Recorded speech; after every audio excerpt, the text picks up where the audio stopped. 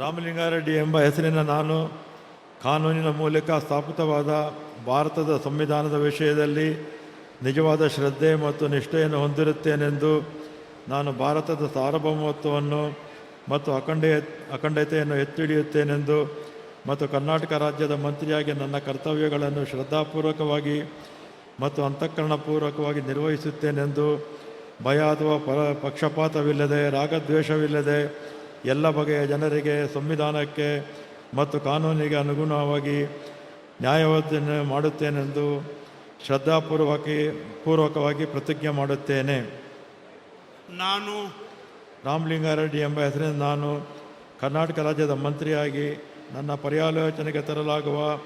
ಅಥವಾ ನನಗೆ ತಿಳಿದು ಬರುವ ಯಾವುದೇ ವಿಷಯವನ್ನು ರಾಜ್ಯದ ಮಂತ್ರಿಯಾಗಿ ನನ್ನ ಕರ್ತವ್ಯಗಳ ಯುಕ್ತ ನಿರ್ವಹಣೆಗೆ ಅಗತ್ಯವಾಗಬಹುದಾದ ಸಂದರ್ಭದಲ್ಲದೆ ಅನ್ಯಥಾ ಯಾರೇ ವ್ಯಕ್ತಿಗೆ ಅಥವಾ ವ್ಯಕ್ತಿಗಳಿಗೆ ಪ್ರತ್ಯಕ್ಷವಾಗಿ ಅಥವಾ ಪರೋಕ್ಷವಾಗಿ ತಿಳಿಸುವುದಿಲ್ಲ ಅಥವಾ ಬಹಿರಂಗಪಡಿಸುವುದಿಲ್ಲ ಎಂದು ಶ್ರದ್ಧಾಪೂರ್ವಕವಾಗಿ ಪ್ರತಿಜ್ಞೆ ಮಾಡುತ್ತೇನೆ. ರಾಮಲಿಂಗಾರೆಡ್ಡಿ ಎಂಬ ಹೆಸರಿನ ನಾನು ಕಾನೂನಿನ ಮೂಲಕ ಸ್ಥಾಪಿತವಾದ ಭಾರತದ ಸಂವಿಧಾನದ ವಿಷಯದಲ್ಲಿ ನಿಜವಾದ ಶ್ರದ್ಧೆ ಮತ್ತು ನಿಷ್ಠೆಯನ್ನು ಹೊಂದಿರುತ್ತೇನೆಂದು ನಾನು ಭಾರತದ ಸಾರ್ವಭೌಮತ್ವವನ್ನು ಮತ್ತು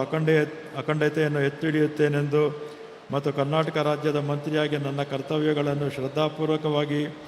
ಮತ್ತು ಅಂತಃಕರಣಪೂರ್ವಕವಾಗಿ ನಿರ್ವಹಿಸುತ್ತೇನೆಂದು ಭಯ ಅಥವಾ ಪಕ್ಷಪಾತವಿಲ್ಲದೆ ರಾಗದ್ವೇಷವಿಲ್ಲದೆ